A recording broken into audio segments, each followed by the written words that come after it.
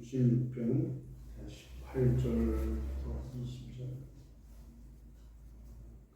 보시겠습니다. 다 같이 읽겠습니다. 내가 나의 마음에 죄악을 품었더라면 주께서 듣지 아니하시리라. 그러나 실로 들으셨으며 내 기도 소리에 귀를 기울이셨도다. 하나님을 찬송하려다. 그가 내 기도를 물리치지 아니하시고 그의 인자하심을 내게서 거두지도 아니하셨도다. 아멘. 우리가 기도 응답을 받지 못하는 이유 중에 하나가 죄를 품고 기도할 때 그 죄가 하나님과 우리 사이를 갈라서 결국 기도가 상달되지 못하도록 하기 때문에 그렇습니다. 야고보 사도는 우리가 구하지 않아서 못 받을 뿐만 아니라 응답을 구해도 자기의 정욕을 위해서 쓰려고 구할 때는 우리가 받을 수 없다, 그렇게 말씀하고 있습니다. 그런데 우리가 몸을 가지고 있는 사는 이 동안에는 우리가 몸의 죄성과 그런 여러 가지 습관, 몸의 행실, 구수 이런 것들 때문에 우리가 기도 응답에 많은 제약을 받을 수가 있습니다. 사실 어제 제가 말씀드렸죠. 우리에게 몸을 주신 게 하나님의 선물이다. 그래서 건강관리 잘해야 되고 끝까지 이 몸을 가지고 하나님 앞에 충성봉사하다가 하나님 앞에 가서 칭찬받는 우리들이 돼야 된다고 그렇게 말씀드렸어요. 자, 여러분, 몸을 통해서 우리가 이 세상의 만물과 접촉하면서 오감을 가지고 여태까지 살아왔잖아요. 그러니까는 몸에 생명을 주신 것도 감사하고요.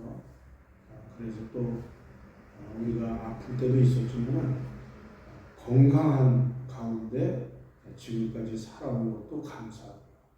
각종 음식을 다 먹어보고 공기도 다 무료로, 햇빛도 무료로, 특히 우리가 남한에 대한민국에 태어난 것, 이것도 우리가 물론 이제 북한에 있는 분들에게는 미안하지만 우리가 감사하고 가정도 갖게 되고 자식도 하나님이 주시고 여행도 하고 이 몸을 가지고 우리가 또 친구들을 또 다 이렇게 만나고 이런 우리들에게 얼마나 많은 은혜를 베풀어 주셨습니까?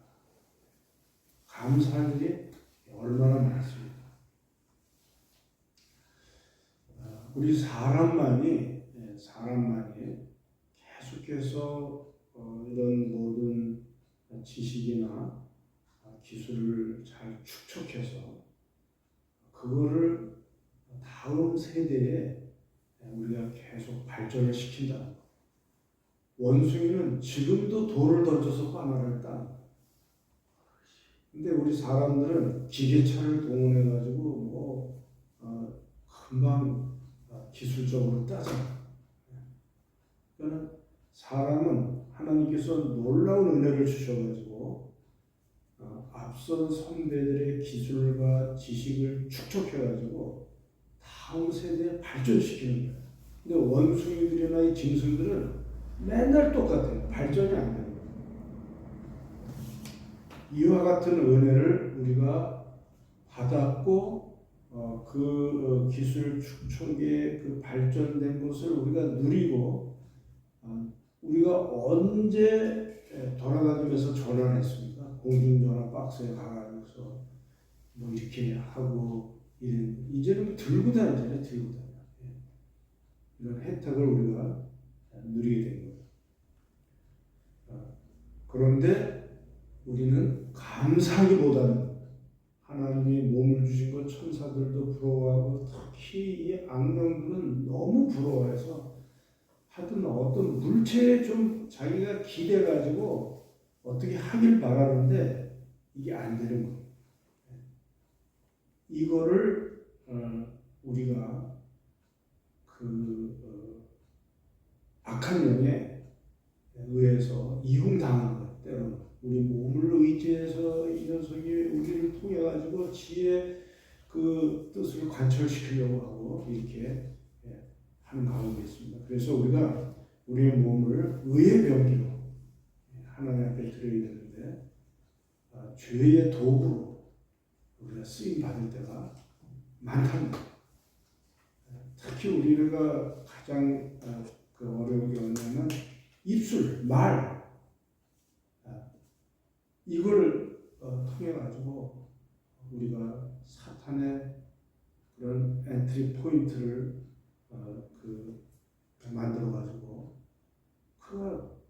그냥 우리를 감정을 타고 이용하고 그렇게 하는 거예요.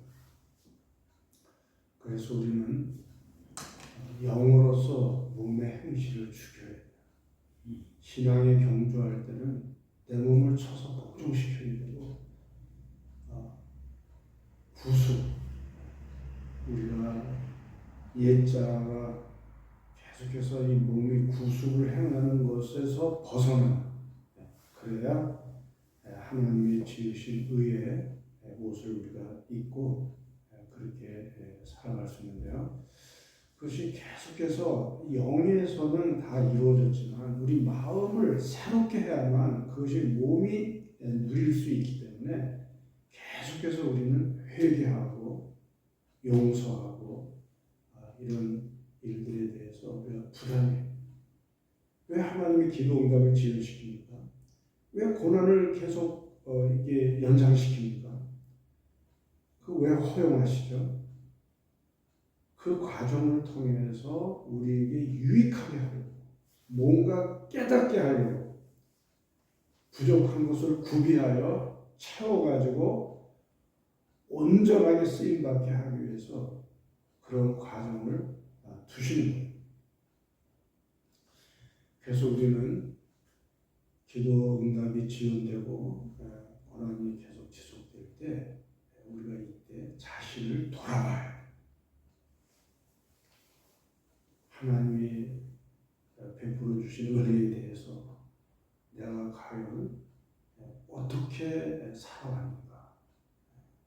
그래서 우리가 자신을 깊이 성찰하는, 자신을 똑바로 쳐다보고 거울 앞에서 자기의 모습을 보면서 지금 너의 과거에 살아온 그런 행태와 그런 너의 그런 습관 그런 것들 그리고 지금 네가 하는 그런 생각과 행동과 이런 모든 것들에 대해서 왜 네가 고난받을 수밖에 없고 왜 기도 응답이 이렇게 지연될 수밖에 없는지에 대해서 솔직하게 자기를 그냥 쪼개가지고 좀 드러내고 하나님 앞에서 정직하게 자기를 한번 살펴볼 수 있습니다. 왜 사람들이 나에게 이런 말을 하는가? 왜 내가 이렇게 현재 이렇게 살 수밖에 없는가? 저도 부흥시키지 못하는 목사들은 다 원인이 있어요. 다 거기에 크게 있다. 저도 돌아봅니다.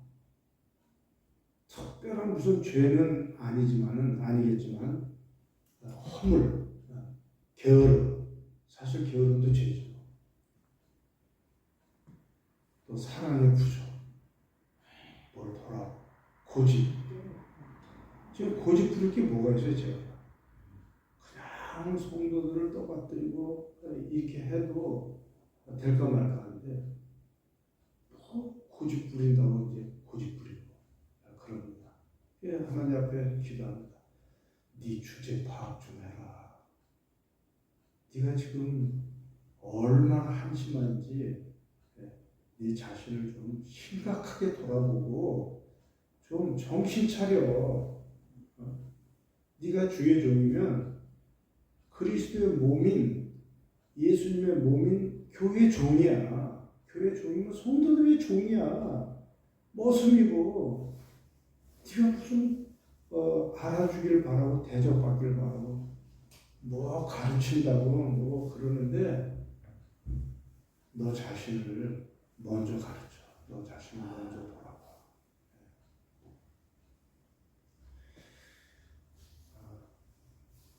참 아프죠. 그렇게 하기 싫죠 우리가. 그래도 우리 자신들을 돌아볼 수 있는 기회를 하나님이 허용하셨으니까 아파도 우리가 그렇게 해야 돼요. 아파도 그렇게 하십시다. 우리 주님은 이 세상에 가장 악한 일을 통해서 가장 큰 영광을 받으시는 영광을 일을 만드셨어요. 선을 만드셨어요. 십자가 제일 악하잖아요. 제일 악한데 부활의 놀라운 그런 영광을 만들어낼 수 있었어요. 지금 우리의 고난을 통해서도 하나님은 계획이 있는 줄로 믿습니다. 우리가 그 믿음을 놓치지 말고 끝까지 감당해야 되겠어요. 아무리 힘들어도 여기서 우리가 포기하거나 물러서지 말고 믿음으로 전진해 나가야 되겠습니다. 이상하게 하나님은 가까운 사람들을 통해서 고난이 와요. 가까운 사람들.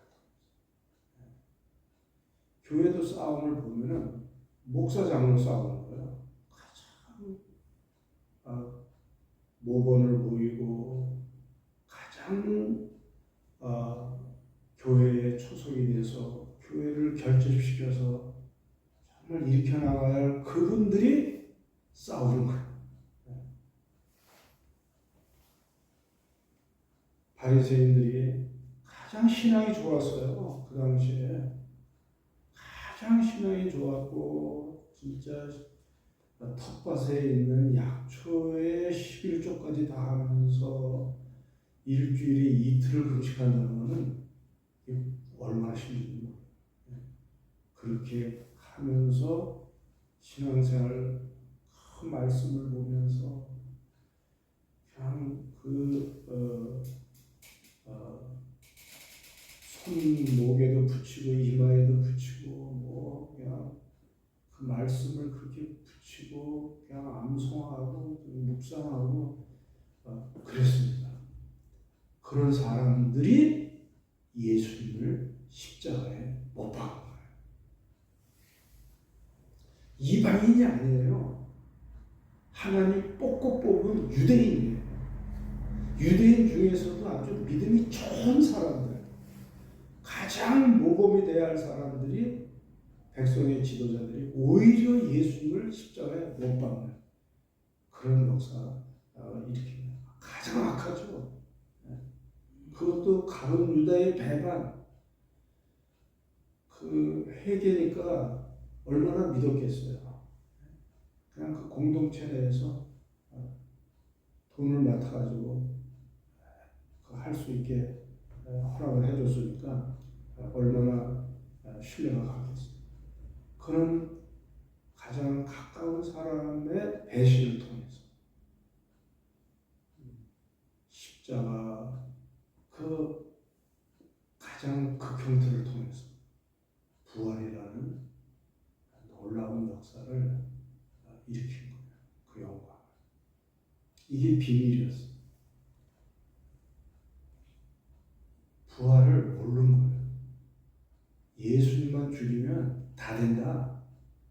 그렇게 알았죠. 그런데 예수님은 기꺼이 그 고난을 받으시고 다른 사람에 의해서 내가 죽는 게 아니라 내 스스로 나를 죽게 하는 것이다. 왜냐하면 하늘에 미리 죽어야 많은 미라를 생산할 수 있기 때문에 그렇습니다. 교회의 비밀이었어요.